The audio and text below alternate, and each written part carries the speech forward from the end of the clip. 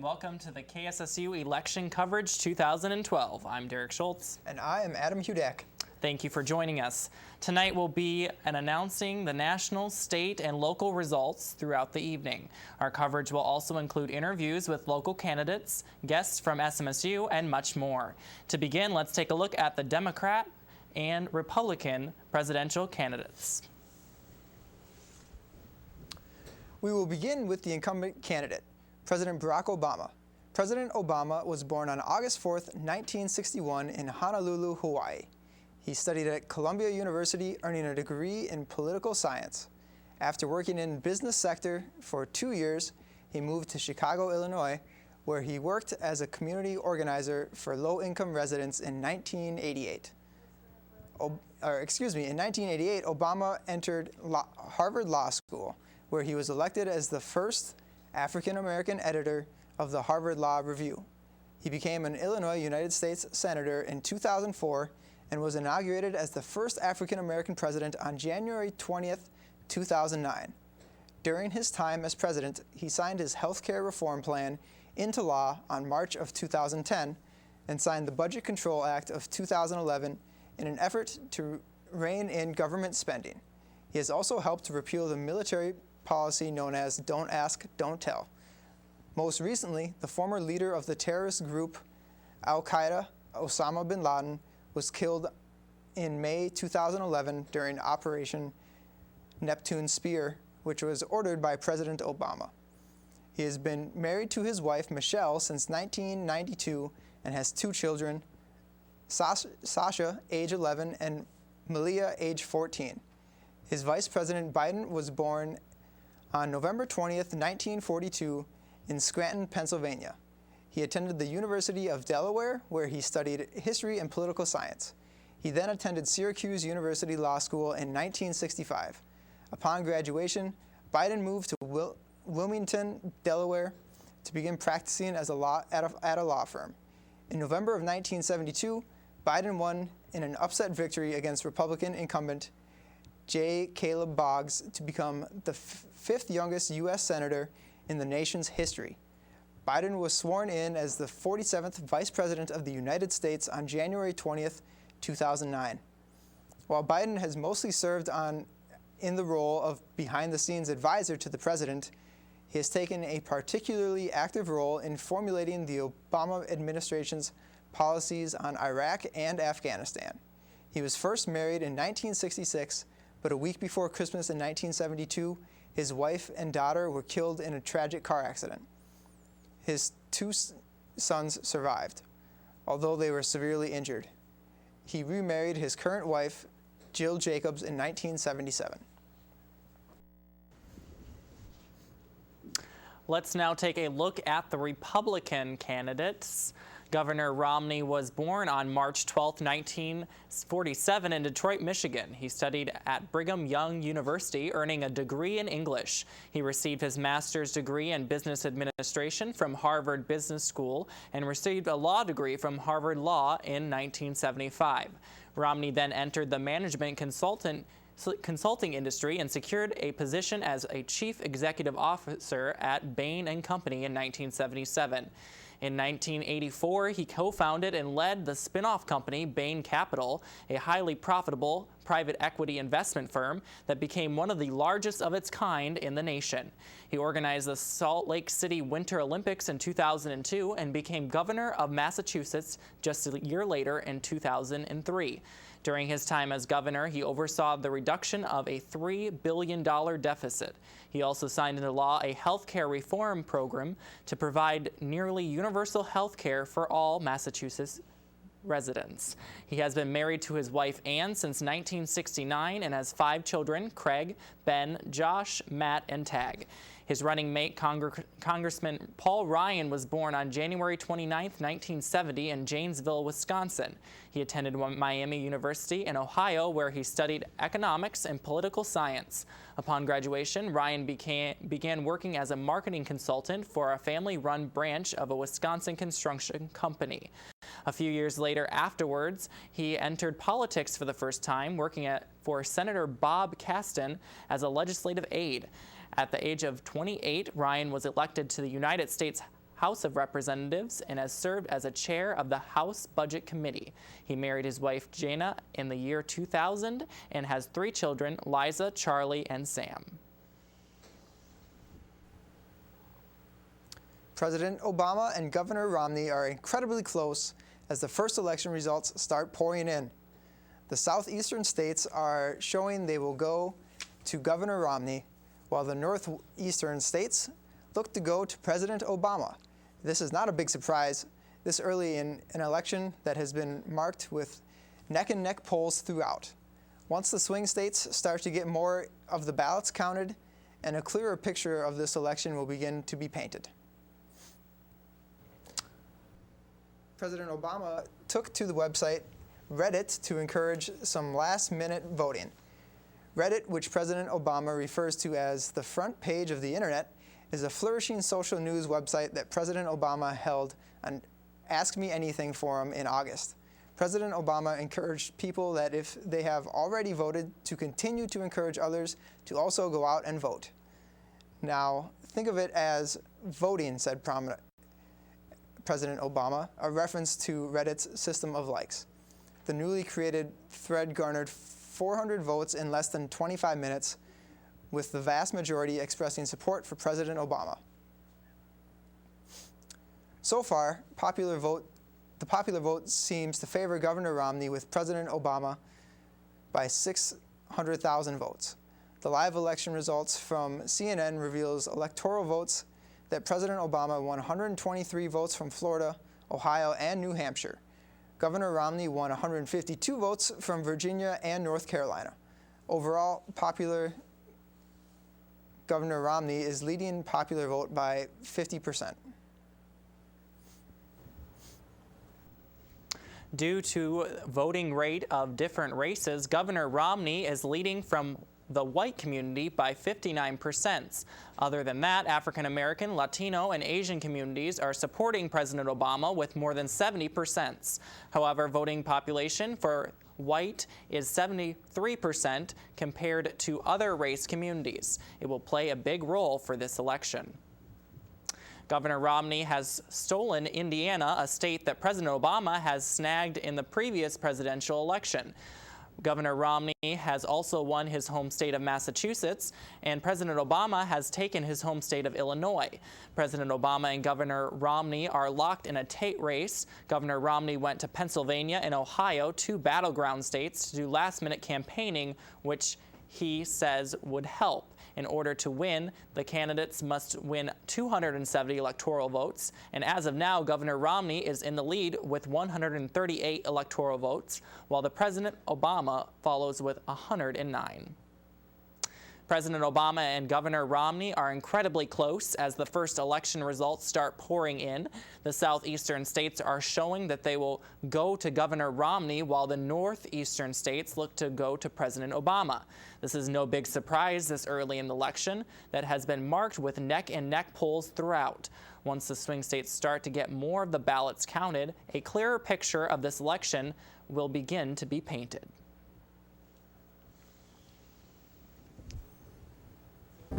You can eradicate polio. You can promote peace. You can feed the hungry. You can help children do better in school. Because you can get involved with Rotary. Because Rotary believes that by working together, you can do anything. Learn more at Rotary.org. How far would you go to help someone? Would you go to the end of your driveway?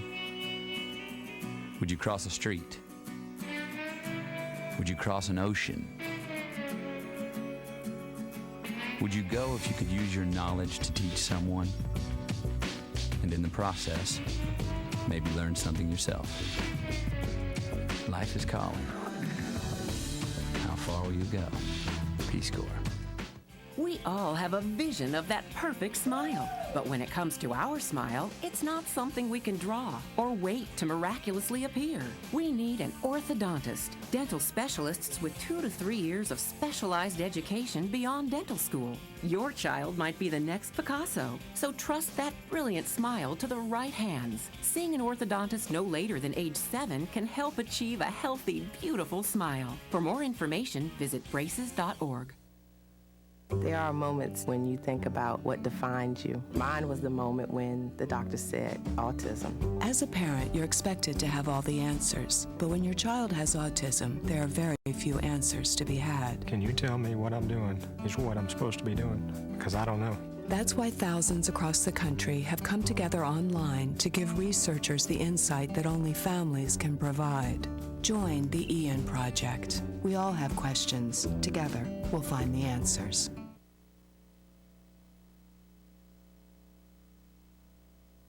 Hello and welcome back. Now that we've discussed the electoral votes that both candidates has received so far throughout this evening, we're going to dig a little deeper and discuss how exactly the president goes about being elected and what the Electoral College means. So Adam, basically we made reference to electors and electoral votes earlier on in some of the stories, and probably just giving a brief overview of how that system works, because not all candidates are elected that way, right? Correct. Only the President of the United States, that is the only office in the entire country that is elected on the Electoral College system. You need each candidate, the first one to 270 electoral votes is the one who is awarded the presidency. Yes, and with the race being so close, there is some concern that there might be a tie. Definitely, that has been something that's been discussed by many. Definitely. And it kind of gives us a deja vu effect of the 2000 election in which that did happen. And do you think that that's something that we could possibly be preparing for now that we have some of the results in? Well, that's definitely been discussed. I know you've heard as much as me that they fear that this could be just as close, if not closer, than the 2000 Bush-Gore election. And prior to that, there had only been where Bush he won the Electoral College without winning the popular vote. That had only happened 3 other times in the history of the country. And the Electoral College process is very different than the popular vote, which is a common misconception of voters throughout the United States. And each state actually gets a particular number of electors, and that's actually determined by their population and their representation in the U.S. Congress. Right? Yeah. Each state gets 2 electoral votes for their 2 Senate seats. Every state in the Union has 2 senators, and then they have representatives in the U.S. House of Representatives based on their population. So that's going to vary from state to state, which is why California has so many electoral votes, because they have such a high population. Definitely. And just moving on from the Electoral College, as we said, the races look very tight, and anything could happen at this point. As we mentioned, the 2000 election was very similar in going into it and comparing it to this one. And the Founding Fathers established it in our Constitution basically as a compromise between the election of president by Congress and the popular vote by qualified citizens, because the presidency is such a high-ranking position, and we definitely don't want to make a mistake when electing that official. Yeah, you definitely said that really well. The idea of the Electoral College was that they couldn't really decide if they wanted a strict Democratic vote where 51%, whoever wins the popular vote, becomes president, or if they wanted to just let Congress decide. So they kind of compromised and decided that each state would have their own popular vote, and depending on how the citizens of the state voted, those votes would go towards the president. Yes, and I mean, every election is held on November, the first Tuesday after the first Monday, and that's no coincidence. It's actually a rather traditional date in the sense that it was Actually, it's been that way since 1845, surprisingly enough, and we've kept that tradition every the first Tuesday after the first Monday. And a fun fact is they actually did that back in 1845 because many Americans still traveled by horse and carriage. So it's kind of fun to see that our roots are still being lived up to, just as our Constitution is, with that electoral system. So was that to give the people more time to go out and actually get their votes in? So basically use that Monday as a traveling period so everybody could get to the polls on Tuesday. And so now it's kind of just a stand-in-line day, isn't it? Yeah, and the polls were open in Minnesota until 8 p.m. And it is our understanding that there are still some states around the country that are still voting. And some of those states will be concluding their voting at 9 p.m., whereas others will be concluding at 10, and Alaska will be rounding up the total voting at midnight. So we definitely have some states to look forward to. Two in particular at 9 p.m., Iowa and Nevada, they have been definitely pegged as some key swing states in this election, so we definitely have to look at those. Some other states we've noted that are particularly going to be focused on, because there's really no solid majority on either side established yet, would be Ohio and Colorado. So those four states we're definitely going to want to be watching throughout the night. Yeah, Colorado, Ohio, and Florida are kind of the three main states that are really could go either way. So we're just gonna have to try to keep. Florida is more so they're thinking Romney, but the four that we have to pay a special attention to is Ohio, Colorado, Iowa, and Nevada. So, all right, we're gonna go to a brief commercial break. Stay tuned with KSSU election coverage. At 32, Carol had her first heart attack. Michelle began kidney dialysis right before graduation. A brain seizure kept Maria out of work for nearly a year. Without warning, lupus can attack the major organs. Every day, it disables its victims, especially women. Like most Americans, I didn't know how life-threatening lupus could be until my sister was diagnosed. It's time we do something about it. For more information about lupus, contact the Lupus Foundation of America. Southwest Minnesota State University, where private school atmosphere meets public school cost. Programs like culinology, agronomy, and environmental science set the standard nationwide. Where grad placement rates are over 97%. And the school invests in you, putting over $80 million back into the university. Southwest Minnesota State University, where you belong. What's it like when you hear your calling? Will you ignore it? Or will you listen? What if it calls you to go halfway around the world? To serve people you've never met? What will you do when you hear your calling?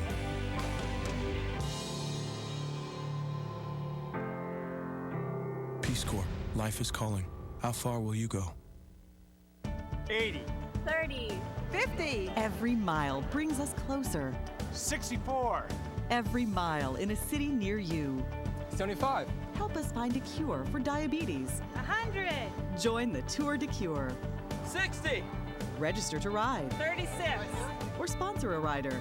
50. Call 1-888-DIABETES or visit us online at diabetes.org/tour. How many miles will you ride? 25.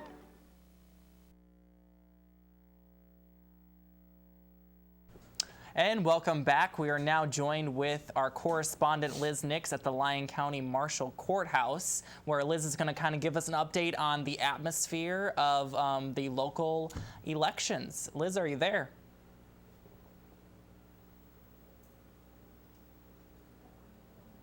Election 2012 on KSSU-TV. I'm Liz Nix, and I'm out here at the Lyon County Courthouse, where the polling has just closed. The voting has closed for this evening, and we are waiting on the results. They're tabulating it behind me, and we'll get to that as soon as possible. I'll be calling in later with those results. A couple of things that I have for you as of right now. Students from the political science area of study on the campus took some poll at 10 different places throughout the county about the different voting that they did, and what they say as a big topic, the marriage amendment that has been going on here in Minnesota. We have the Democrats voting 79% no, and also the Republicans voting 86% yes. So that is a very hot topic. That will be very interesting to see how that turns out. I'll have that result later, plus much more about the presidential campaign. Thank you so much for joining me. I'm Liz Nix here at the Lyon County Courthouse. Now back to you, Derick and Adam. Thank you, Liz, for that. And we are now going to run a previously recorded package or interview by our own Ashlinn Thommes with the Democratic candidate for the Minnesota House of Representatives, Cruz.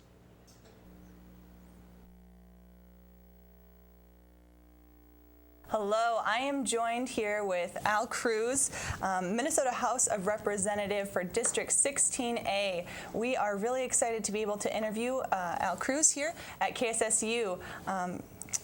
Let's see, I have a couple questions that I'd love to ask you just to gain some background information.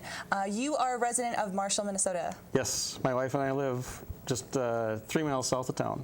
That's wonderful, that's wonderful. And I've also heard through the grapevine that you are an alum of Southwest Minnesota State University. Yes, I am. I was in the class of 1968, or the fall of 1968, which was the second year the university was open. It was then Southwest Minnesota State College. That's wonderful. Okay, so I've seen as I've been walking the hallways that you have been campaigning very strongly on campus. Yes. So would you tell me a little bit about your campaign? We're on campus Monday, Wednesday, and Friday from 8 till noon, and handing out literature, trying to engage students in conversation about issues that might concern them. Tuition would be one of them. The state of Minnesota used to have a priority for education where the state contributed 67% of the cost of an institution and the tuition paid the rest. That's been kind of flipped, and that's a real concern. That's what's driving tuition costs so high. I see. And I suppose you have a lot of insight as to the current state at Southwest Minnesota State University because your wife works here, is that correct? Yes, she does. She does, she does. So you have a real passion for education. Yes, I do. Right. Could you tell us a little bit about your plans for education? Well, education needs to be a priority. We need to get every child ready for kindergarten. We need them reading at grade level by grade 3. We need them to graduate from high school with competencies to their abilities so that they can go on to a post-secondary education that will train them for the 21st century jobs, many of which we don't even know what they are yet. But as things evolve, we need education to be flexible enough to make the changes that are necessary. I mean, it happened during the 60s. From the time I started here till today, it's changed, and it'll continue to change. But we need to provide the funding so that there's the infrastructure in place so that those things can happen, and reduce regulation and control so that the schools can be more nimble and aggressive in meeting the needs of the present-day students. Wow, it sounds like you've really thought this through. That's awesome. So this year you're facing Chris Swidinski of Ghent. Correct. So being a Marshall resident, do you think that's given you a unique perspective? Well, I've been in Marshall basically since I attended Southwest State. And I've worked around the community. I've been involved in the community. I spent 6 years on the library board. I am currently on the Library Foundation, and I'm in tune with the issues that are going on in Marshall. I've been involved in the campaign to pass the sales tax for the Merit Center and the sports facility. I think they're good for Marshall. What's good for growth in Marshall is good for the region because Marshall is the hub, and that doesn't mean we don't need the other communities. We absolutely do, because we need the workforce that comes in here. There's between 10 and 12,000 people a day drive into Marshall to work. So this is the economic hub, but they're the spokes that make it work. They're the spokes that make the wheel round. So we're in this together. And we need to work together and understand that what's good for one is good for everyone, and what's, maybe the growth will happen in one community for one thing, but we need to also work together so that things happen in other communities, so that there's a reason for our young people to come back here. It's good to go somewhere for an education and to go work for somebody else for a while, but we want them to come back here because they fit in the community so well because they are family. And so we need that to cause growth. I mean, the biggest reason our countryside is getting so barren of population is we export our kids. To get an education, they go somewhere else for a job. And we need reasons for them to come back here. And a lot of that is going to be based on education, because a lot of times you go somewhere for an education and you stay there or stay around that area. So, I mean, that's why I ended up in Marshall. I grew up in a little town down the road with no economic opportunity there, and there was an opportunity here. So we need those things to happen. We need to fund them. We need to fund our infrastructure, our highways, so that we can attract business, because roads draw people. If you look at the development of Marshall, when they put the bypass around the south side of town, that's where the businesses went, because there was easy access, and the growth, major growth is happening there.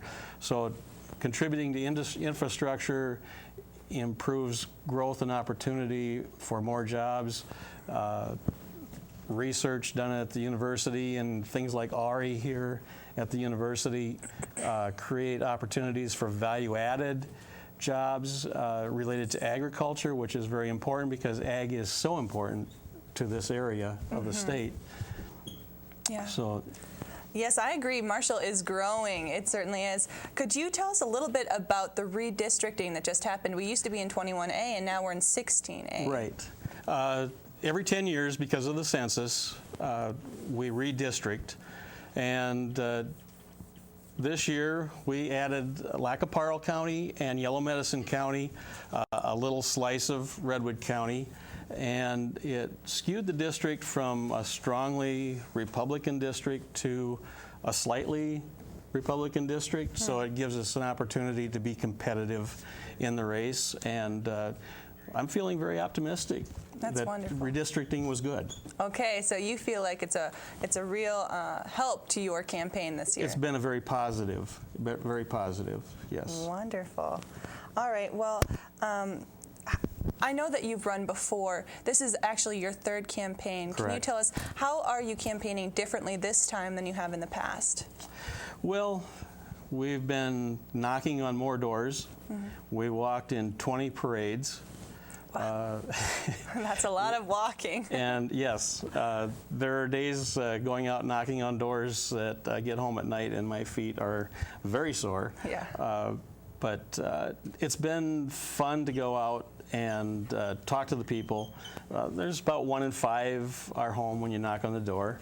But it's been fun to engage in conversations and hear stories of people who have had misfortune in their life. One lady was telling me about her husband was a Vietnam vet, and now he's suffering from some Agent Orange issues, and her daughter had cancer, and the adversities in their life and how they struggled and coped, and it makes you know the importance of insurance and healthcare reform, and what needs to be done there. I think it's complicated. We would like life to be very black and white and very simple and neat and clean, but it's more like making sausage or hot dogs.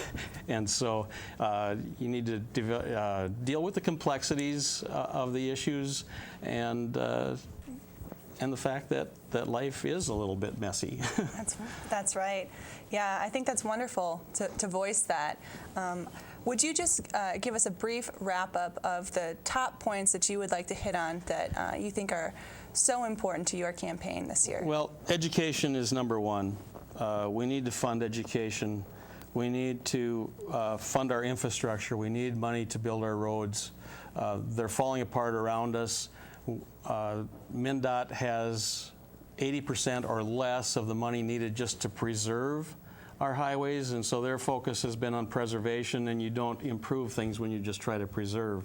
So we need to get money in the system to improve our infrastructure. One of those would be bonding. As long as the interest rates are so low, we should be more aggressive with bonding, because we know that inflation will help us pay back some of that bonding money, and we'll have infrastructure here to benefit us for many years into the future. We need to work on healthcare reform. We need to look at our tax structure and make that more fair. There are so many things, but I guess education would be number one. Roads and bridges would be number two. Healthcare reform and taxes reform would be in there too. And but the primary one is education, because that affects everything. Yeah, wonderful. Well, thank you so much, Mr. Cruz, for coming and taking the time. It really shows that, you know, you care a lot about the community of Marshall, and I think that it's wonderful that you are running for Minnesota House of Representatives for District 16A. Thank you for joining us. Stay tuned for more KSSU election coverage. University, our students come first. It's a commitment you can see in our new Regional Events Center, Residence Hall, Student Center, and Science Lab renovation. We've invested over $80 million in the past decade for top-notch facilities. And we're not stopping there. Southwest Minnesota State University, it's where you belong. At 32, Carol had her first heart attack. Michelle began kidney dialysis right before graduation. A brain seizure kept Maria out of work for nearly a year. Without warning, lupus can attack the major organs. Every day, it disables its victims, especially women. Like most Americans, I didn't know how life-threatening lupus could be until my sister was diagnosed. It's time we do something about it.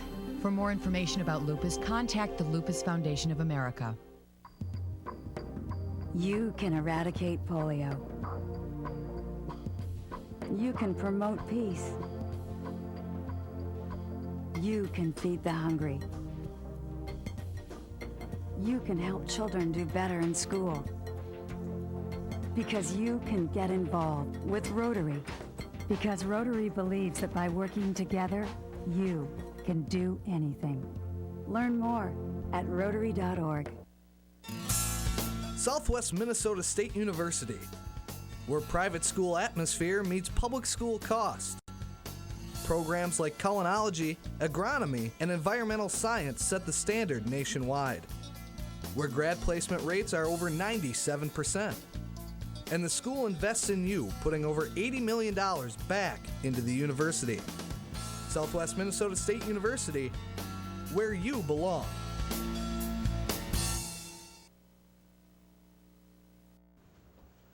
Hello and welcome back to KSSU election coverage. The battle for control of the U.S. Senate is taking shape, and Democrats hope to maintain the majority in the upper chamber. Minnesota's Senate race will likely contribute to the Democrats' majority. Democratic Senator Amy Klobuchar has opened the race with a 29% lead, according to the Star Tribune. Republican challenger Kurt Bills lacked name recognition and support even from Republicans. While 93% of DFLers say they support Klobuchar, Bills draws only 66% of Republicans. Bills, a first-time state representative and high school teacher, didn't begin running TV ads until late in the campaign.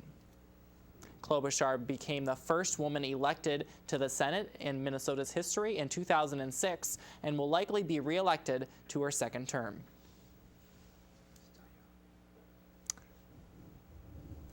For the Senate races, there are 33 out of 100 seats up for election. The newest total for the Senate races are 53 for the Democrats and 47 for the Republicans. However, there are 2 independent Senate seats. The first in Maine, who is Angus King, and Vermont's Bernie Sanders. This gives the Democrats more than an edge, putting them up 56 to 45. Ohio and Maine are two major states on deciding the U.S. Senate races. Ohio is projecting Democrat Sherrod Brown to hold on to his Senate seat. Independent candidates Charlie Cook and Stuart Rotherberg are giving the edge to Brown. Brown has served in the Senate since 2006.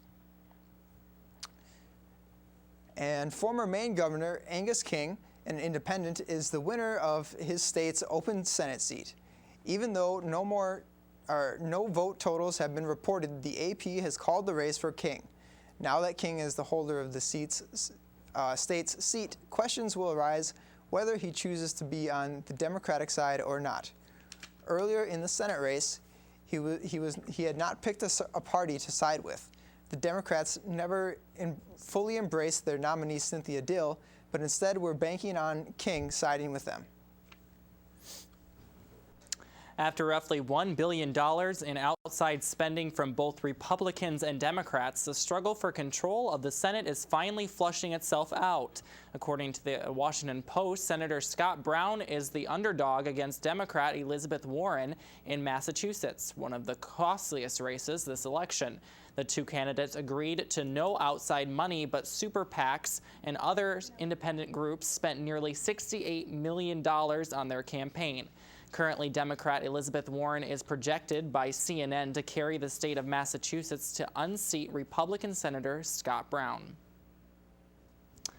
We are now going to go over to Ashlinn Thommes, our interviewer. Thank you, Derick. I'm now joined with Kyle Burnt, the president of the SMSU Student Association. Kyle, thank you so much for being here at KSSU for our election coverage. We're really excited to interview you because you have been a huge part, along with the rest of the Student Senate, in the proactive movement here on campus for the elections this year. I'd really like to talk to you a lot about what you guys did prior to elections, specifically helping students to register before October 16th, and then the bus rides that you provided for students on campus. So, Kyle, would you tell us a little bit about your involvement on Student Senate first off? Well, Student Senate ended up taking a stance early on in the year about this. After having some visitation by a number of community members, the Student Senate found that it was a very important project that could move Marshall forward. So looking at it, Student Senate overwhelmingly voted for it. Actually, all of them did. So they showed a lot of support for it, so it made it so I could go out there and advocate for it to students. So immediately after that, we got in contact with other groups that were working on a Vote Yes campaign around Marshall, and we did a lot of work with them, and I think that we ended up getting a really good amount of students informed on it, because I don't think they were before. That's great. Okay, so now I'd like us to talk a little bit about how SAFAC and the Student Senate worked with the community transit to provide bus rides to polling areas for students all day today. Could you tell us how that came to be? Yeah, that started off with an idea from Student Senate that we wanted to get students to the polls. And of course, SAFAC is one that funds us, so they are considered a sponsor. And we love that they sponsor us. So we worked with community transit, me and a couple other senators. They did some fantastic work, came up with some great times for students. And at about 5:30 today, they had about 65 students that had taken the bus to and from. So it was sounds like something that good came out of it, and we're going to hope to possibly do it in the future for other elections. That's wonderful. And so you guys didn't just provide rides today, but you also did a lot of proactive work, such as helping students to be informed about, what amendments are coming up, as well as helping them to know which ward they were a part of, right? Because we have students who live off campus as well as on campus. And so there were posters all around the school that you guys put up that talked about the different wards and where you would go to vote. Can you explain how that happened? Well, I came from MSUSA. They're a big advocate for students. They represent the students of the four-year Minsky schools, one of which is us. So they did a lot of work with it, with our group. So we have a group on campus that is related to them, and they ended up doing a lot of the work for us. That group did a lot, and then they worked with Senate. Many of the Senate members are part of MSUSA with that group, so we all worked together on it, and we got a lot of other active groups on campus to join us. We had SMA Center for Civic Engagement join us. They did a lot of work. They greatly appreciated the amount of work that they did. And we just went around, got students registered, and kind of started to inform them about what was out there so that they were ready for it. That's wonderful. I know I definitely appreciated that because I live on campus and I need to know which ward I needed to go to in order to voice my my vote today. And another huge thing that you guys spent a lot of time on was raising awareness about the proposed sales tax that would fund the Merit Center. Can you tell us a little bit about that? Yeah, just as I said earlier, that was something that the Senate supported overwhelmingly, and it was really cool to see because it's such an important part to moving Marshall forward. It's a great economic development piece that came from the city of Marshall. They've been working on it for a number of years now. So when I was doing an internship with them, I got involved with it, kind of got to know what it was, and I really liked it. And then when they brought it to Student Senate, they liked it overwhelmingly, and it was awesome to be able to continue to work with that group. So that's great. Why do you think that this was such a purposeful issue for students specifically of Southwest Minnesota State University? Well, a lot of the students around here, one of their big issues is that they don't have much to do, or economic development isn't geared towards students, it's geared towards the older populations. So I think this really starts to gear Marshall specifically to SMSU, and starts to expand around Marshall around SMSU, and makes it become more part of the community. That's wonderful, because that's a huge a goal of SMSU is to be involved in the community, and they want the students in the community working together. So I can definitely see why that was, you know, a wonderful choice for Student Senate to raise awareness about that. So you did a lot of registration promotional events, and you worked to organize, like I said, the bus rides today. Is there anything else that you guys did in preparation for elections? Really, it was just trying to make sure everyone knew. That's the most difficult part about it, is making sure people remember stuff like that. I mean, it's pretty hard to miss it this year because it's a presidential year, but previous years, it's always hard to get people to notice, because if there's no president going for re-election, it's pretty difficult to get people to notice. That's right. But one of the things, other than that, it was just making sure people got out there, and that was the most important part. Well, I can say that I definitely appreciated that personally, and I'm sure that the rest of the student body, as well as the community, appreciated the work that you did, Kyle. Thank you so much for joining us today. We'll have more election coverage for you after this short break. Alone, our reach is limited. No matter how great our intentions, on our own, we can only stretch so far. But at Rotary, we believe the right group of people working together can make our communities, our world, a better place. Rotary, humanity in motion.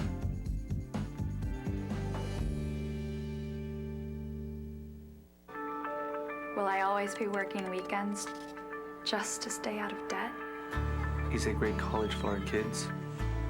Out of the question? Is the American dream Out of our reach? Not if we can help it. We're the National Endowment for Financial Education, a nonprofit organization dedicated to helping people just like you get smart about their money. Log on to smartaboutmoney.org today and start taking control of your financial life. There are moments when you think about what defines you. Mine was the moment when the doctor said autism. As a parent, you're expected to have all the answers. But when your child has autism, there are very few answers to be had. Can you tell me what I'm doing is what I'm supposed to be doing? Because I don't know. That's why thousands across the country have come together online to give researchers the insight that only families can provide. Join the Ian Project. We all have questions. Together, we'll find the answers. At Southwest Minnesota State University, our students come first. It's a commitment you can see in our new Regional Events Center, Residence Hall, Student Center, and Science Lab renovation. We've invested over $80 million in the past decade for top-notch facilities. And we're not stopping there. Southwest Minnesota State University, it's where you belong.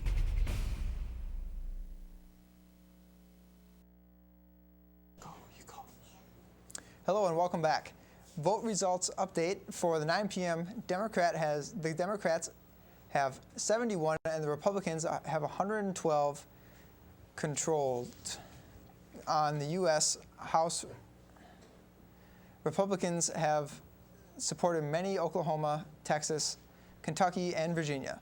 Democrats are leading in both South and North Carolina and Washington, D.C. One of the major battlefields is Florida has votes for both Republicans toward the U.S. House, but favoring Democrats for control of the Senate.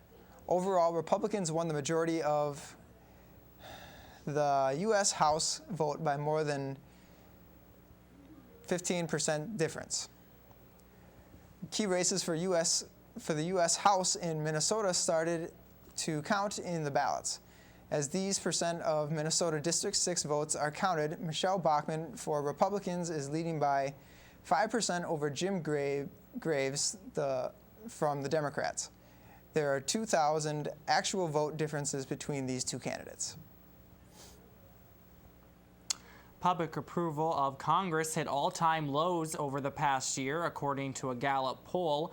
But will this disapproval lead to changes in the political makeup of the House Representatives? CNN reports that the GOP has a secure hold with 125 seats compared to the 77 Democratic seats. The battle for the House continues on, and currently the House is majority Republican Party. There are 241 Republicans and 194 Democrats that make the House. It is projected that the Republicans are going to keep the majority in the House. As of now, the race is not as close as the presidential race. The Democrats currently have 174 votes for the House, and Republicans have 224. There are still 33 undecided votes underway. Michelle Bachmann, competing for her spot in the House representing Minnesota, is expected to lead the polls against her challenger, Jim Graves, in tonight's election as well. It is still a close call. The first ever Japanese-American U.S. Senator may be Democrat Mazie Hirono.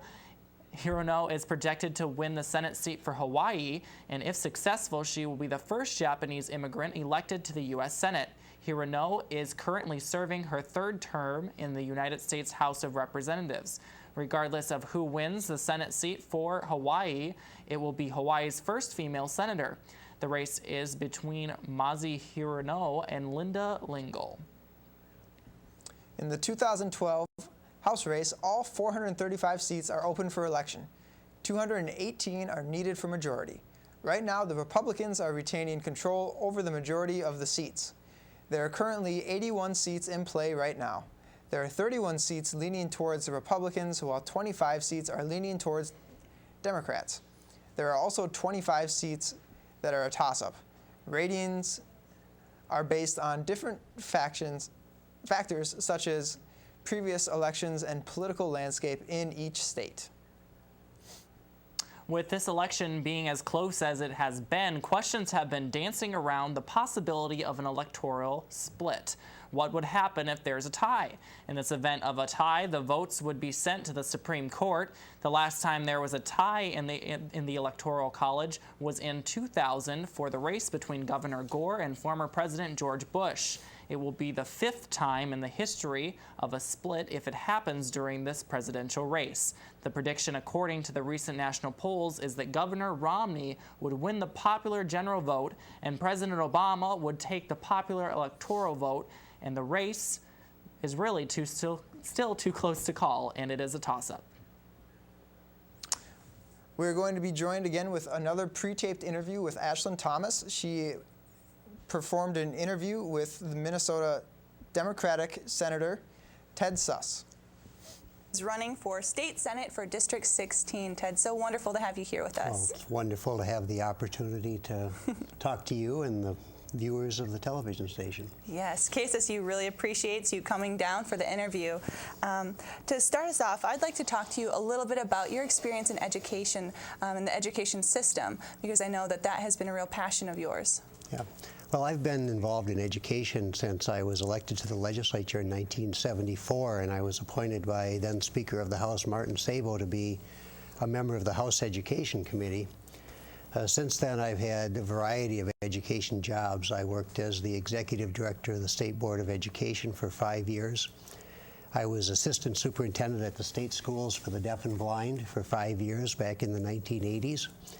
In early 90s, I worked at the Edina Public Schools as their Director of Business Affairs or Business Services, and I've been a Superintendent of Schools for 12 years now at Hendricks and Ivanhoe Western Marshall and Wabasso east of Marshall. So that's pretty much been my career as education, and I will agree that's kind of a passion of mine. That's wonderful. So you've had over 20 years of leadership experience in Minnesota school districts and the state education agencies. That is correct. That's wonderful. Yeah, so let's go ahead and talk a little bit about the redistricting that just happened for our area. Could you tell us what are your feelings on the redistricting?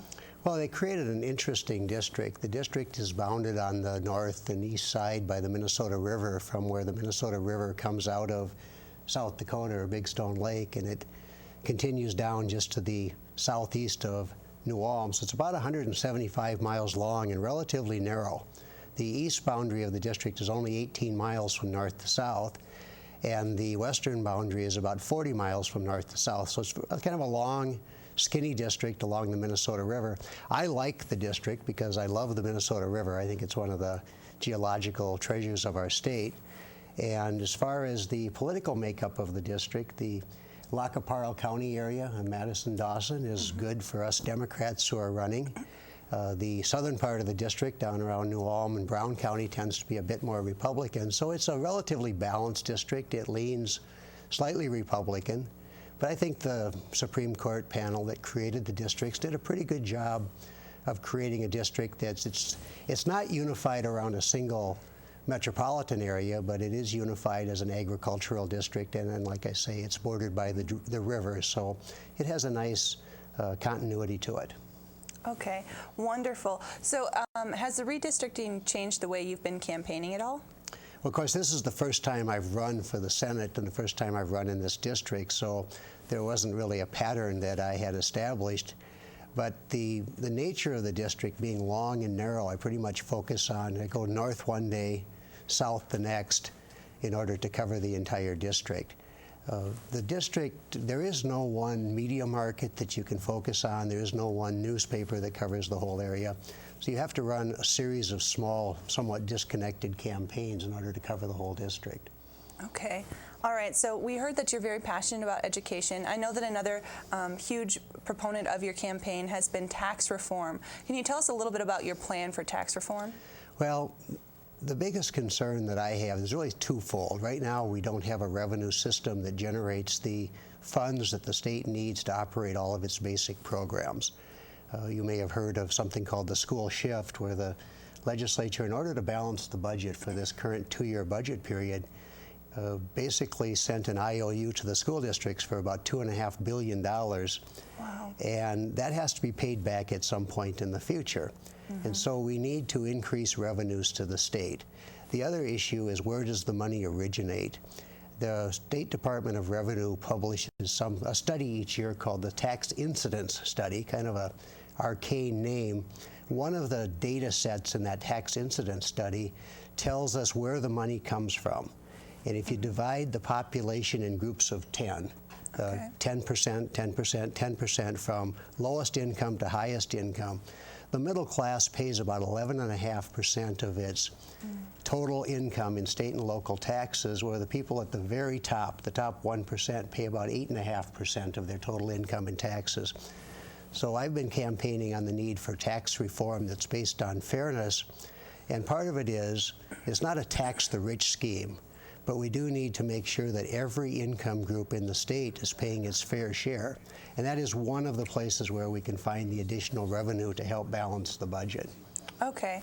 And another huge issue that we're facing right now, it has to do with Social Security. Could you explain to us your views on that? Well, of course, Social Security is a federal issue and not a state issue, so it's not something that I, as a state senator, will have much more to do with than you, as a citizen, contacting your member of Congress or your United States senator. I retired from being a superintendent of schools July 1st of this year, and now I'm eligible for drawing Social Security. I haven't had time actually to apply, so I haven't started receiving it, but it feels a little bit different talking about Social Security when you are a recipient or you're old enough to be a recipient. That is one of the most successful social programs this country has ever created and developed.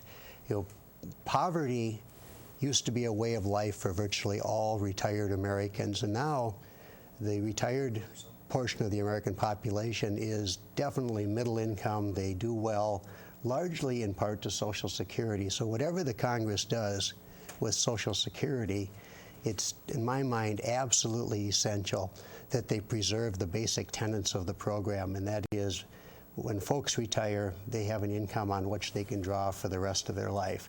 It may be necessary to increase the retirement age at which a person is eligible to draw Social Security.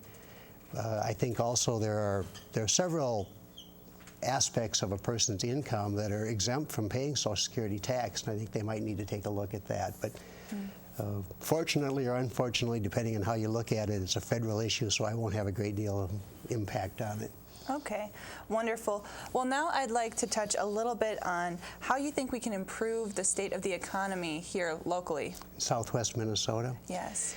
We actually have a pretty good economy in Southwest Minnesota right now. We've got Marshall, especially, a couple of major employers. You know, one of the largest private employers in the state of Minnesota is Schwann's Food Company. Okay. And so we're very fortunate to have that. The farm economy has been doing very well the last few years in Southwest Minnesota. But we can't just say, okay, things are fine, we don't have to do anything. We still have unemployment in the area, and we still have people who want to build, and grow businesses.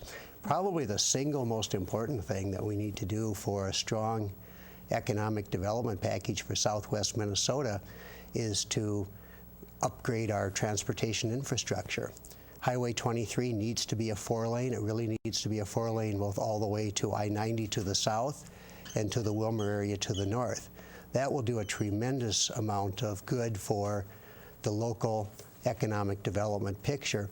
The other thing that's vitally important, it comes back to my initial passion, that, as we talked about it, and that is education. We need to make sure that our local schools, both the school here in Marshall, the university, and the smaller school districts in the area, are properly funded and able to meet their mission so that we have both a well-educated workforce in Southwest Minnesota and a place where people will want to raise their children, knowing that those children will get a high-quality education. Okay, wonderful.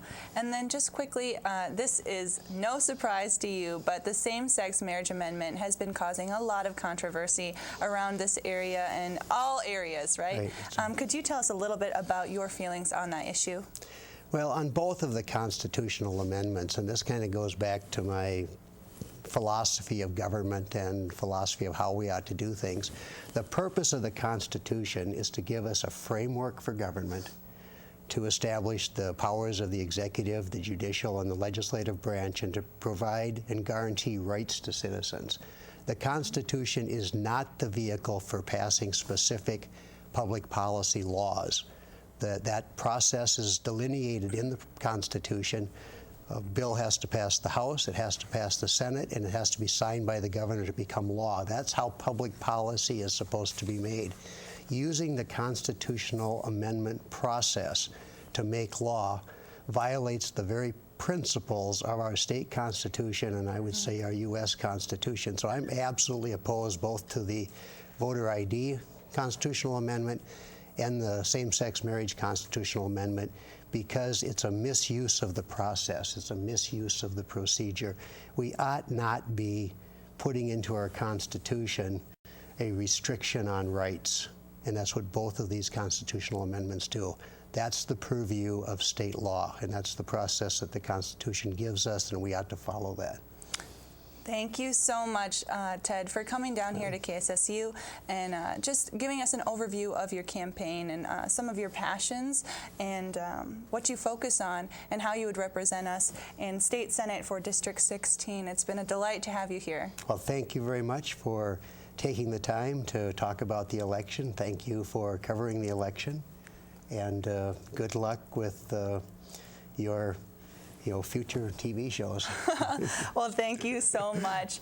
Please, we'd like you to stay tuned for to KSSU for more election coverage. How far would you go to help someone? Would you go to the end of your driveway? Would you cross a street? Would you cross an ocean? Would you go if you could use your knowledge to teach someone? And in the process, maybe learn something yourself. Life is calling. How far all you go. Peace Corps. Southwest Minnesota State University, where private school atmosphere meets public school cost. Programs like culinology, agronomy, and environmental science set the standard nationwide, where grad placement rates are over 97%. And the school invests in you, putting over $80 million back into the university. Southwest Minnesota State University, where you belong.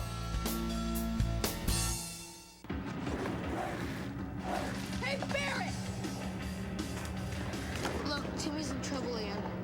I told you to stay out of here! Come on, loser! Someone should do something.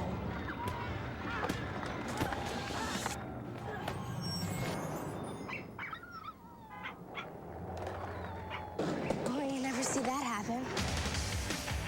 If you see abuse or neglect, learn what you can do at BeHumane.org. Ladies, are you talking to your partners? About HIV. 2 out of every 3 new HIV/AIDS cases in women are among Black women. Get informed, get tested. Early detection can save your life. If you test positive, seek treatment from a doctor. Join the campaign to end Black AIDS, a partnership between Abbott and the Magic Johnson Foundation. Go to WeStandWithMagic.com, get resources, and become a member. And join today, and thank you.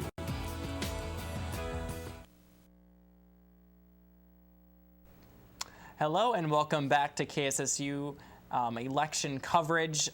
We just announced some of the House and Senate results on a national level, Adam, and I feel like we should do a little bit of an analysis of what this means for our country, and especially in terms of the fact that our presidential race might come down to these results and the majority of the House. Yeah, there is a very small chance that the Electoral College ties 269, and neither candidate reaches the 270 majority that they need to become president. In that case, the U.S. House of Representatives votes, which is currently controlled by the Republicans. Each member casts a vote and they decide who is president. But on the flip side, in the Senate, which is controlled by the Democrats, and they've actually picked up a couple more seats tonight, they vote for the vice president. So there's the slim chance that we would have, in the event of a tie, a Romney, Joe Biden ticket. Oh, wow. And that would be certainly something interesting. And just going back to our majorities, not much has changed in this election. It looks like the Senate is going to be dominated, or a majority of Democrats representing that, in the House remaining Republican majority as well. So, I mean, there's not much difference in terms of the seats there, but definitely that's something to think of, especially in an election of this nature where the electoral votes are so close, and it's really going to come down to this, and we've mentioned it a couple times. Colorado, Iowa, Nevada, Ohio are the 4 states in which can really determine this thing. Really going to have to look at those. And those states are still being tallied, so that is to be determined, really. Yeah, Iowa and Nevada have not even closed their polls yet. Ohio closed at 6:30 Central Time, and we still don't have numbers for them yet, because it's going to come down to pretty much every single last vote, most likely. Mm-hmm. So it's going to be a long counting process. And Minnesota, if you're curious, is actually Obama. They did reveal that just recently. So Minnesota electoral votes are going towards Obama in this campaign. So Amy Klobuchar looks to be the senator representative for Minnesota. She's winning by quite a majority. Al Franken, also an incumbent that is seeking re-election, so we're going to have to follow that one as well. So, I mean, a lot of things going on in the House and Senate, but not much is changing. Yeah, it looks like both sections of Congress are going to remain in the party that controlled them going into this election. The Democrats with the Senate and the Republicans with the House of Representatives. So that's going to pretty much remain the same, it looks like. But it's going to be a long night, I think, with the presidential counting in Ohio and the other swing states that you mentioned, Nevada, Colorado, and Iowa. I guess we're just going to have to wait and see, Adam, and take it as we go. All right, we're going to go to a brief commercial break. Stay tuned to KSSU election coverage. You can eradicate polio. You can promote peace. You can feed the hungry. You can help children do better in school. Because you can get involved with Rotary. Because Rotary believes that by working together, you can do anything. Learn more at Rotary.org. How far would you go to help someone? Would you go to the end of your driveway? Would you cross a street? Would you cross an ocean? Would you go if you could use your knowledge to teach someone? And in the process, maybe learn something yourself. Life is calling. How far will you go? Peace Corps. We all have a vision of that perfect smile. But when it comes to our smile, it's not something we can draw or wait to miraculously appear. We need an orthodontist, dental specialists with 2 to 3 years of specialized education beyond dental school. Your child might be the next Picasso, so trust that brilliant smile to the right hands. Seeing an orthodontist no later than age 7 can help achieve a healthy, beautiful smile. For more information, visit braces.org. There are moments when you think about what defines you. Mine was the moment when the doctor said autism. As a parent, you're expected to have all the answers. But when your child has autism, there are very few answers to be had. Can you tell me what I'm doing is what I'm supposed to be doing? Because I don't know. That's why thousands across the country have come together online to give researchers the insight that only families can provide. Join the Ian Project. We all have questions. Together, we'll find the answers. At 32, Carol had her first heart attack. Michelle began kidney dialysis right before graduation. A brain seizure kept Maria out of work for nearly a year. Without warning, lupus can attack the major organs. Every day, it disables its victims, especially women. Like most Americans, I didn't know how life-threatening lupus could be until my sister was diagnosed. It's time we do something about it. For more information about lupus, contact the Lupus Foundation of America. Southwest Minnesota State University, where private school atmosphere meets public school cost. Programs like culinology, agronomy, and environmental science set the standard nationwide, where grad placement rates are over 97%. And the school invests in you, putting over $80 million back into the university. Southwest Minnesota State University, where you belong. What's it like when you hear your calling? Will you ignore it? Or will you listen? What if it calls you to go halfway around the world? To serve people you've never met? What will you do when you hear your calling?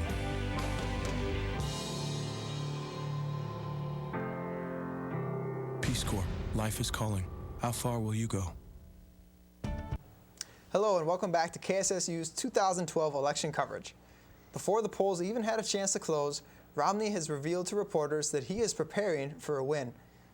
His confidence in winning is being heard by reporters that are close to him. Reporters aboard Romney's campaign plan to be getting the inside scoop on Romney's victory speech, according to CNN. Romney has been feeling a win in his future for a long time now. That is being said. Also, Romney also told reporters that he's only written one speech at this point. As far as the campaign goes, Romney only has a few regrets. Romney isn't saying anything about what these regrets are exactly, but he's very proud of the campaign that he's run, and he says that no campaign is perfect. Presidential candidates are at the edge of their seats tonight, awaiting the results of the campaign.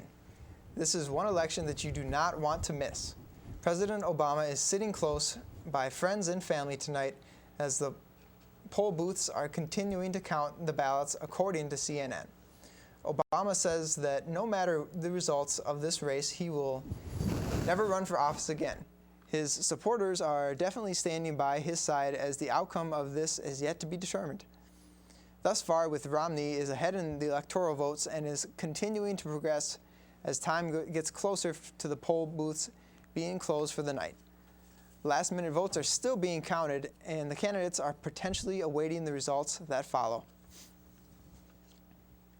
Obama has the early lead in Minnesota, according to WCCO. He has 56% of the votes over Romney's 43%. So far, 327 out of 4,102 precincts have reported. Gary Johnson only has 1% of the vote. The rest of the precincts are expected to be putting in results in a short while. Obama is leading over Romney 172 to 163. Romney has won the majority of the states, but electorally speaking, Obama is taking the votes. He only needs 270 to win, and he's over halfway there. 2 of the 9 battleground states have leaned for Obama. CBS News reports that President Obama just won Michigan with currently 51% to 48%. This is a huge surprise when it's the home of Governor Romney and his father just happens to be the governor of that state. While states like Ohio and Wisconsin are leaning towards the president, Romney is leading in states like President Obama has many emotions over the elections that are taking place tonight all over the nation. President Obama is thankful to those who have stood by his side throughout the years and is happy to have served the U.S. for as long as he did. Obama is filled with emotion tonight as the votes come in and as to whether or not he will be voted in as president again.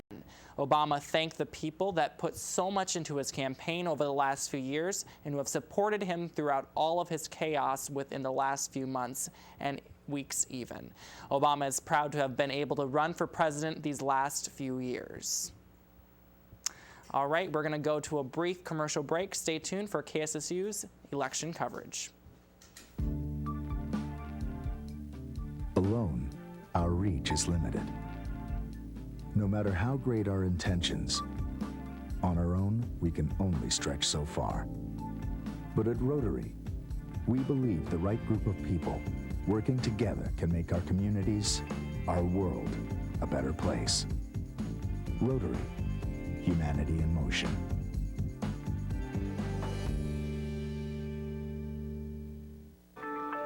Will I always be working weekends just to stay out of debt? Is a great college for our kids?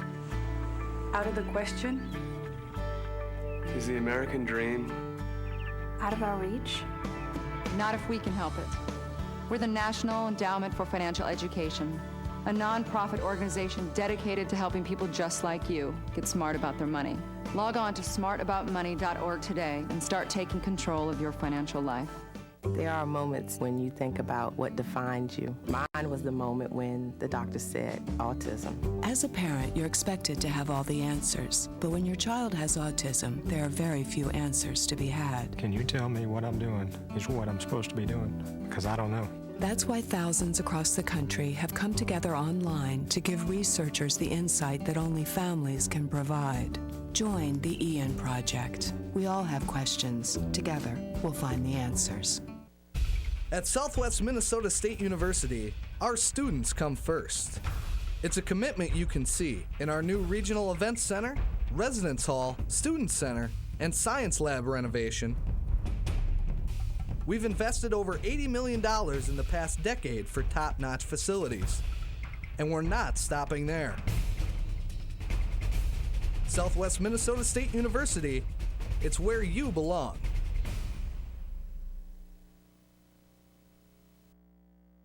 Hello and welcome back to KSSU's 2012 election coverage.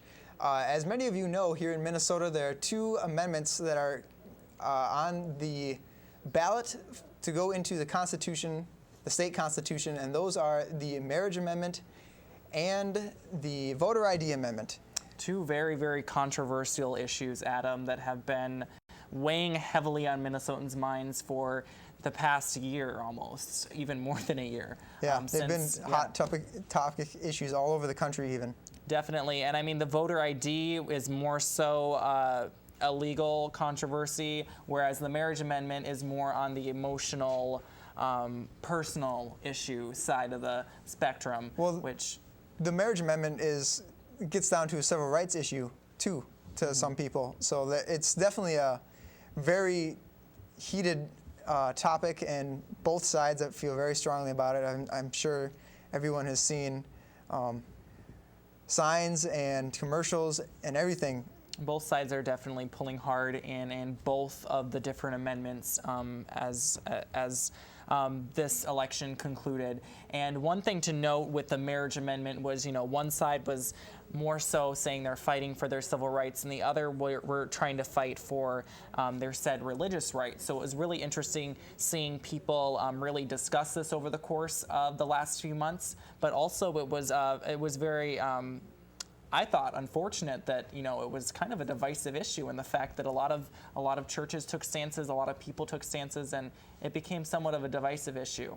Yeah, here on campus we had two separate panels, one to discuss what a no vote on the marriage amendment meant, and another one to discuss what a yes vote would mean for the marriage amendment. So even here on campus we've seen a lot of civil discussions. Mm-hmm. We've had some good open airwaves discussion, people being able to express their opinions in a civilized manner. So which is great, because I think both issues are issues of much depth, and I think that there's a lot of exploration in regards to what is going into these amendments and what things people really need to think about.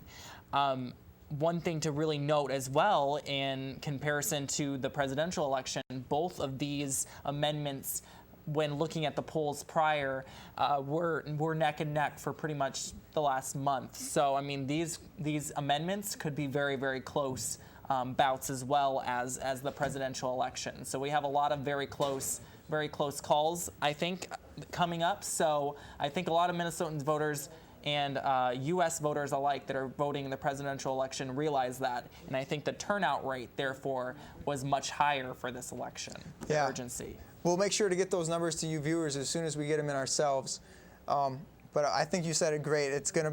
Both sides have been very vocal about their stance on the issues, and it should be a very tight race right down to the wire, which is why we don't have numbers for our viewers yet. And one person that was very vocal about this issue was Chris Cluey, and our own Stephen Shaga had an audio interview with Chris Cluey on his radio show on KSSU-FM. We're going to play you a brief clip of that interview right now.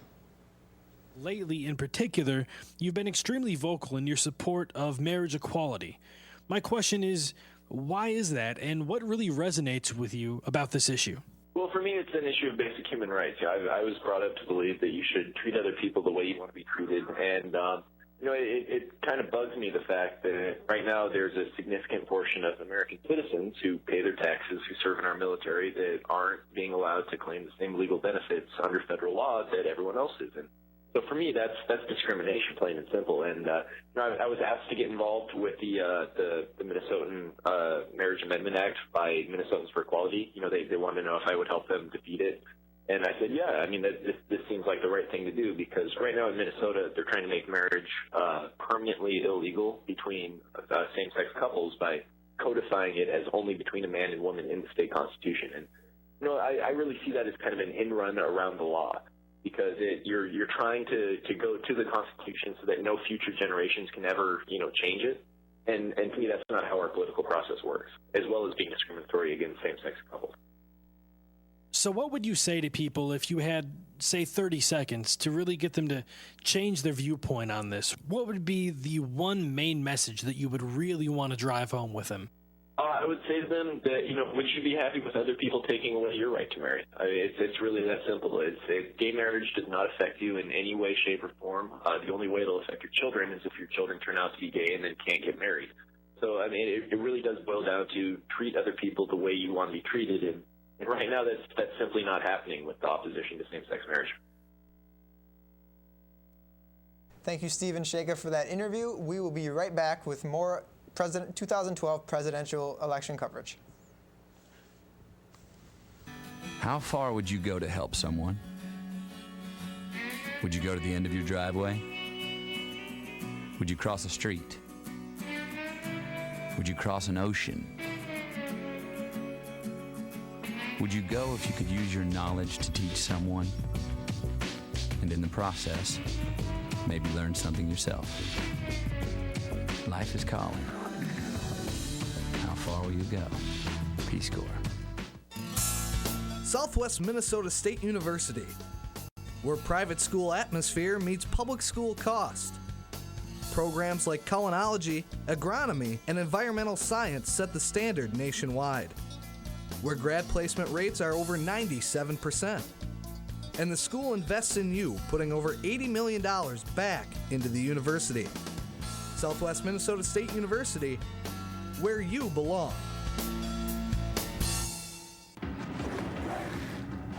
Hey, Barrett!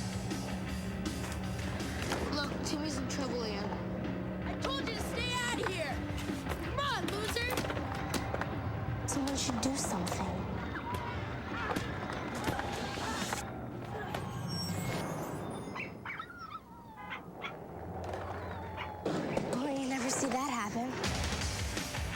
If you see abuse or neglect, learn what you can do at BeHumane.org. Ladies, are you talking to your partners about HIV? 2 out of every 3 new HIV/AIDS cases in women are among Black women. Get informed, get tested. Early detection can save your life. If you test positive, seek treatment from a doctor. Join the campaign to end Black AIDS, a partnership between Abbott and the Magic Johnson Foundation. Go to WeStandWithMagic.com, get resources, and become a member. And join today, and thank you.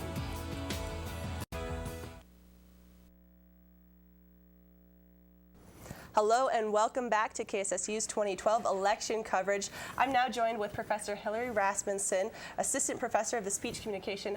Hillary, we are so honored to have you here with us as you give us a faculty's perspective on the on-campus events that were leading up to elections this year at SMSU. First of all, I'd like just to ask you, what do you think was the role of professors in promoting, like election awareness on campus? Sure. Obviously, I can only kind of speak for myself, but I think my main focus was to at least try to keep the issues in the conversation, keep students talking about it, because I think that if you can get them engaging with each other, engaging with you, it then becomes an issue that means something to them, something that they can take ownership of and feel a part of and have it be relevant for them, which then will kind of lead them more toward getting out and voting because it's something that they've really kind of taken ownership of and it's mattered. So for me, I just tried to respectfully and civilly sort of introduce these issues and topics into conversations that I had with students, hoping that they would sort of engage with me a little bit. That's wonderful. That's wonderful. Yeah, so a lot of the leading up to elections had to do with the vote no, vote yes amendment, right? Especially for, well, there's a lot of them, which was kind of confusing. Around the community of Marshall, you saw a lot of signs, vote yes, vote no, and they all kind of had the same color scheme, which could be confusing, right? Yeah, well, you kind of did have to learn your colors there, that if it's a vote yes and it's green, you're dealing with the marriage amendment. If it's vote yes and it's blue, you're dealing with kind of voter ID. Yeah, it could get a little confusing and misleading, and it was so interesting. We truly do, if you don't believe me, we truly do live in a diverse community, because you could drive down one street and you would see blue, green, yellow, red, orange, you just see the whole spectrum. So I mean, it was a little misleading probably at times. It's true, it's true. So yeah, a lot of students on campus were really fired up for the marriage amendment. There was a vote no as well as a vote yes forum that was held right here on SMSU's campus. Can you tell us a little bit about what you saw students doing? I saw students leading. These were 2 huge events. I mean, I would call them huge events. I was personally there for both of them.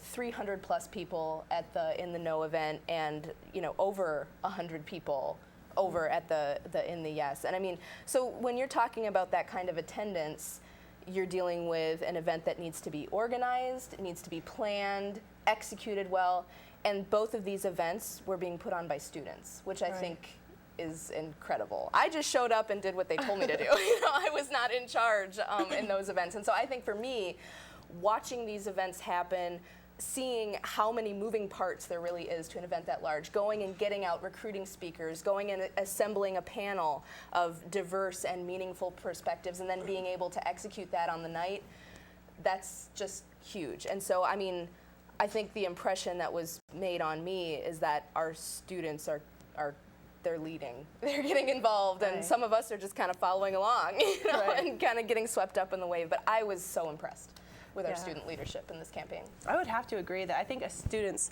of Southwest Minnesota State University did a great job of fighting confusion by having a lot of events that explained, you know, the amendments that were going to be on the ballot, as well as the different viewpoints.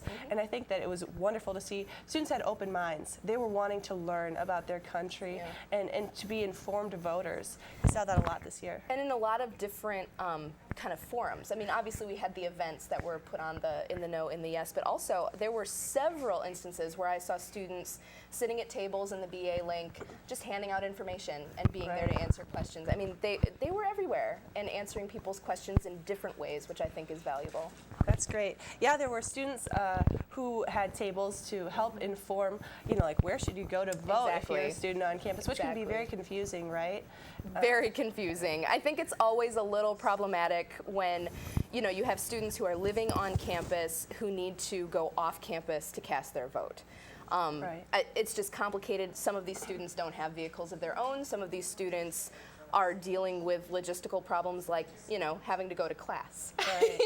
You know, lest we forget that this election is just happening in the midst of their daily lives, work, class. I mean, it's tough. And so I think that it is worth saying I was so impressed. We had a shuttle running from campus to the polling places. We had people willing to give rides, you know, in their own cars just to get these students to the polls. So, yeah, it's always tough when you have to sort of deal with those logistical problems, but I think that this campus kind of came out to play. Right, I agree. I think students did a wonderful job of promoting election. I also think the community did a great job of clarifying where you go to vote. They had signs out front. What was your perspective on that?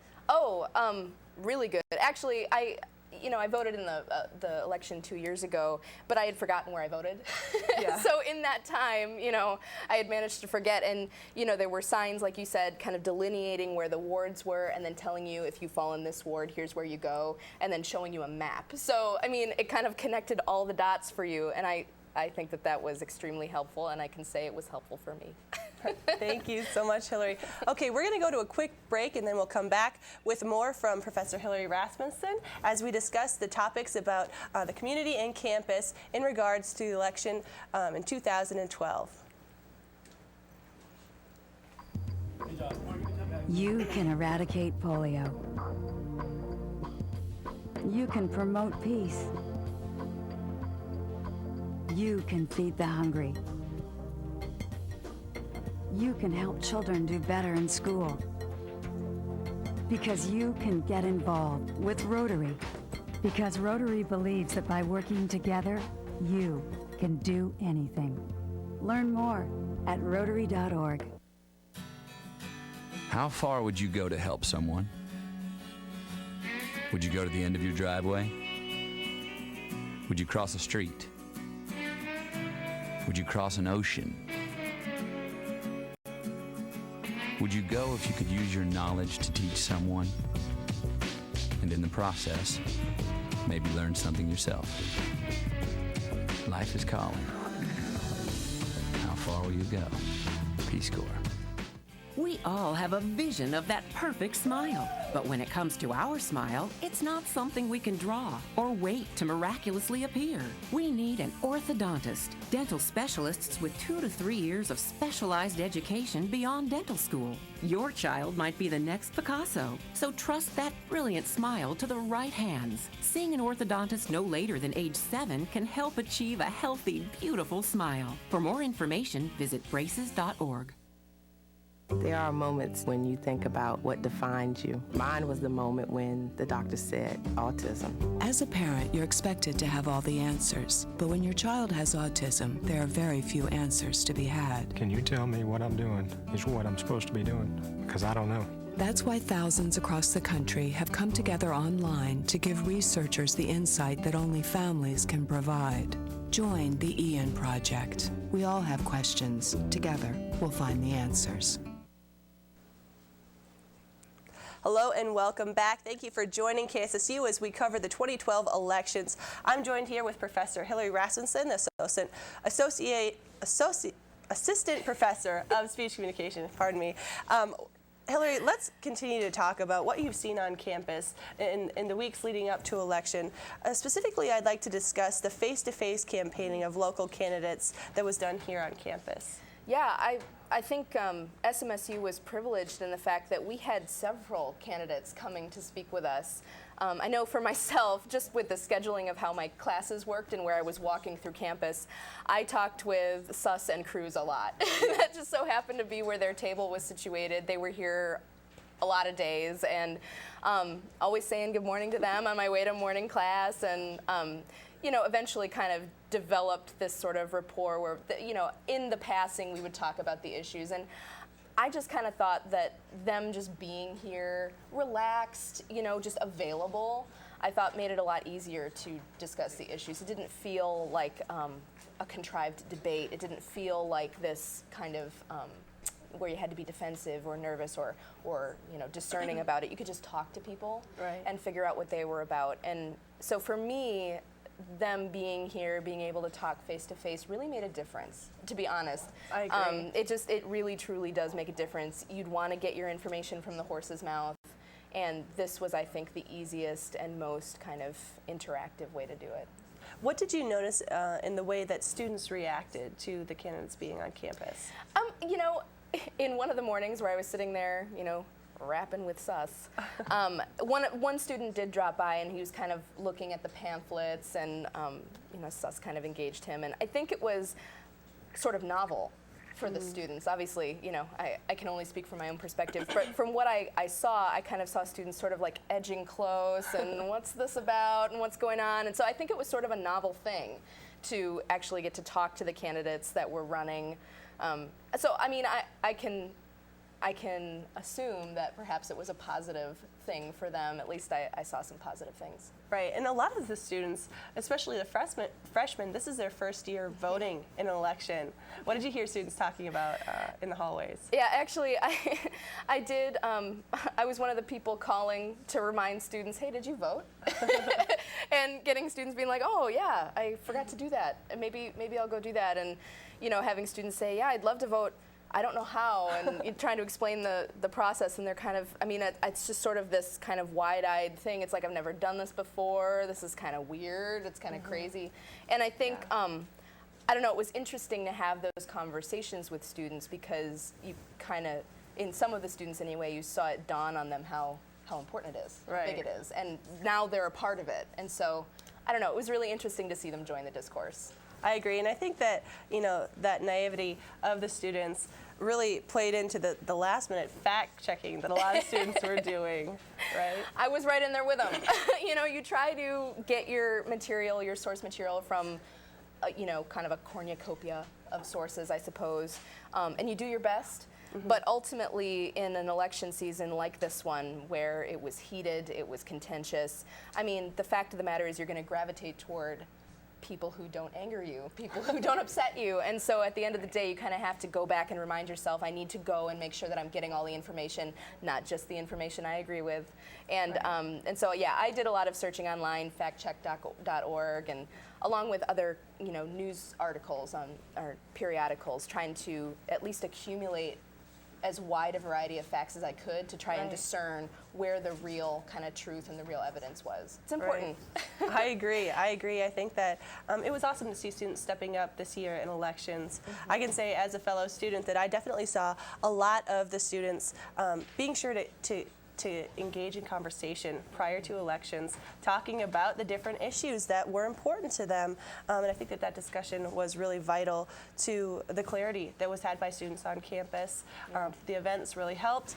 And then, yeah, it helped to clarify the ballots, because those could be a little confusing, especially when there was only one person to vote for a lot of the positions. Yes, some of the candidates were running uncontested, so, you know, easy choice there, I guess. But, you know, and I think it's, a small blessing in having such a heated election season. Obviously, it's it's draining, it's emotionally draining, but it opens conversations and it makes you uncomfortable. And I think that's a good thing.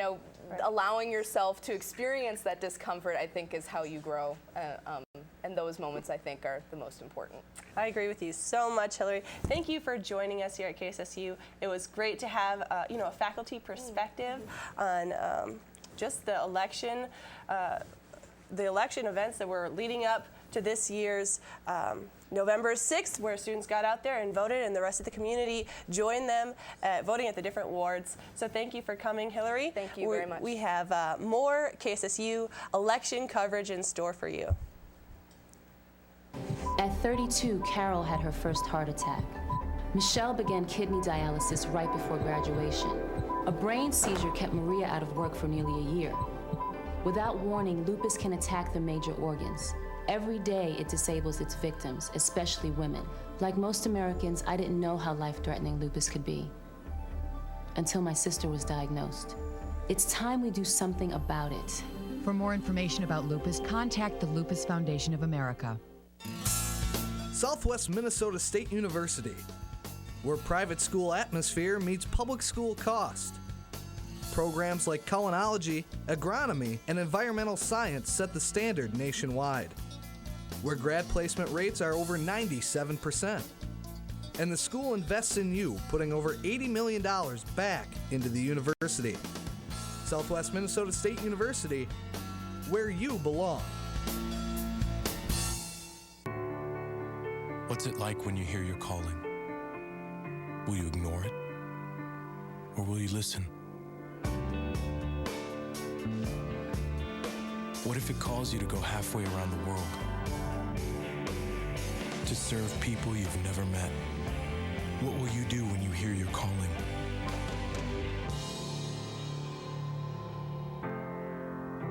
Peace Corps, life is calling. How far will you go? 80. 30. 50. Every mile brings us closer. 64. Every mile in a city near you.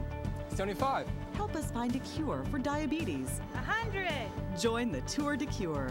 60. Register to ride. 36. Or sponsor a rider. 50. Call 1-888-DIABETES or visit us online at diabetes.org/tour. How many miles will you ride? 25.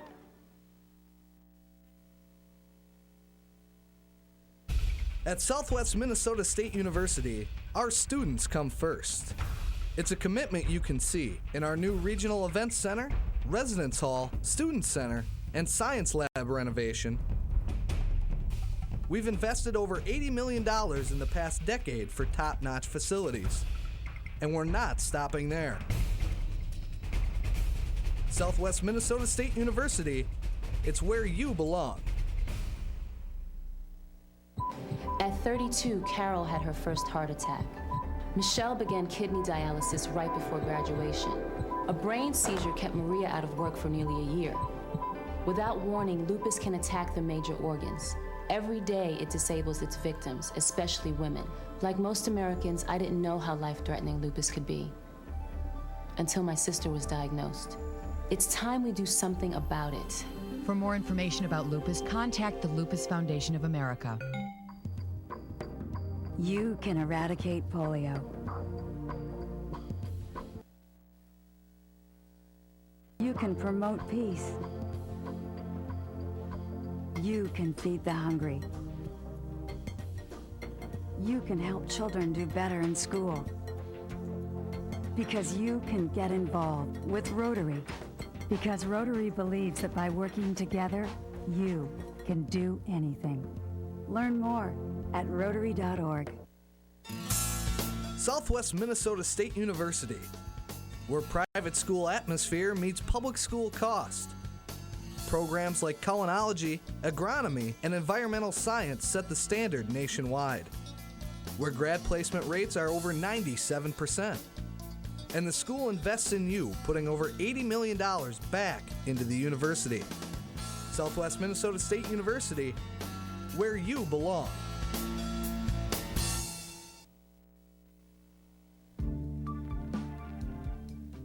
Alone, our reach is limited.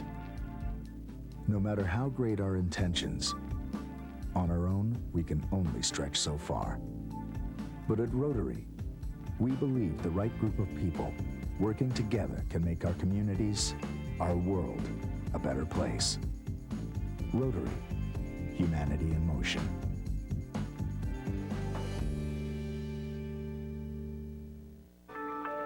Will I always be working weekends just to stay out of debt? Is a great college for our kids? Out of the question? Is the American dream Out of our reach? Not if we can help it. We're the National Endowment for Financial Education, a nonprofit organization dedicated to helping people just like you get smart about their money. Log on to smartaboutmoney.org today and start taking control of your financial life. There are moments when you think about what defines you. Mine was the moment when the doctor said autism. As a parent, you're expected to have all the answers. But when your child has autism, there are very few answers to be had. Can you tell me what I'm doing is what I'm supposed to be doing? Because I don't know.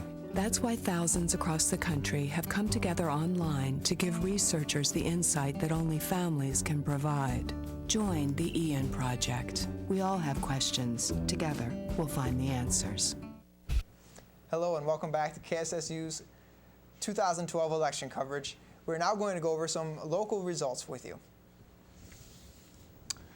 Voters in Duluth were supplied with outdated ballots this morning. Election officials were applauded at this issue and scrambled to find newer, up-to-date ballots. The ballots listed a Democratic state lawmaker whose name had been removed after he decided not to seek re-election. Duluth City Clerk Jeff Cox said that the correct ballots were delivered to the precinct about an hour after the polls opened.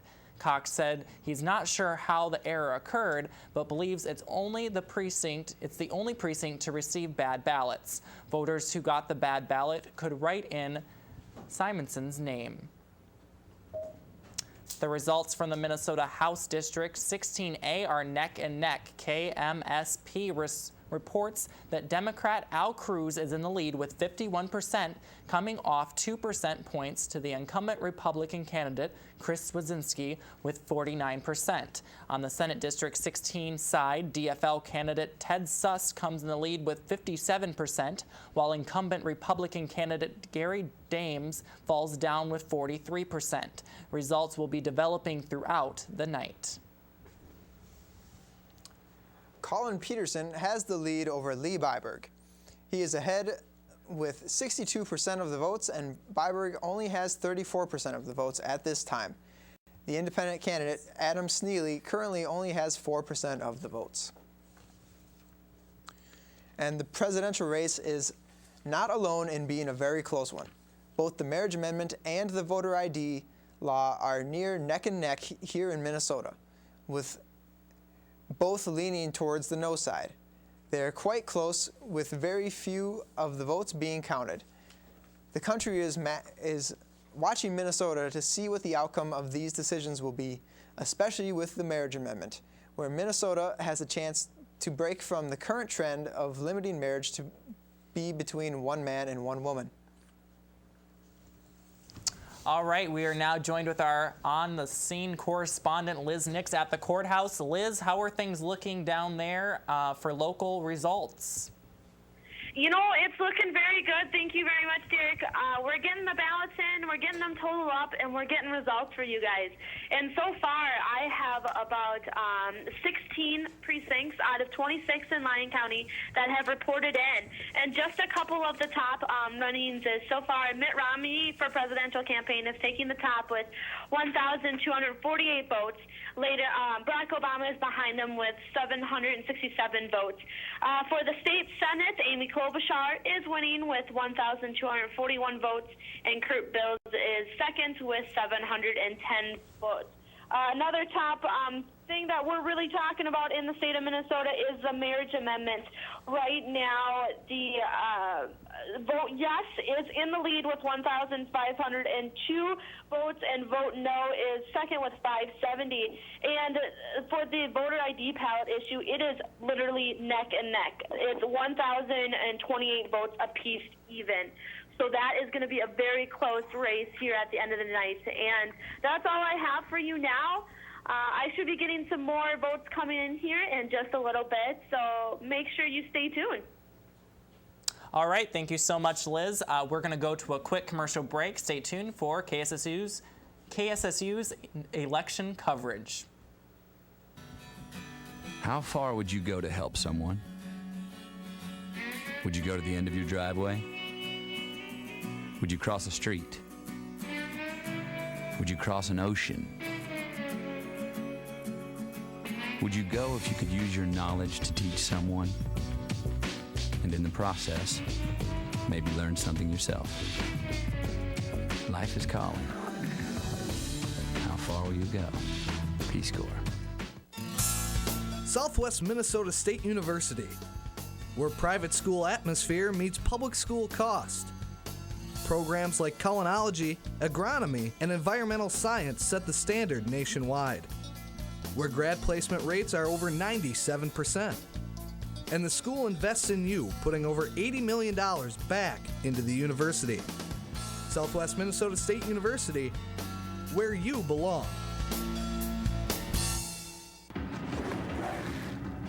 Hey, Barrett! Look, Timmy's in trouble, Ann. I told you to stay out of here! Come on, loser! Someone should do something.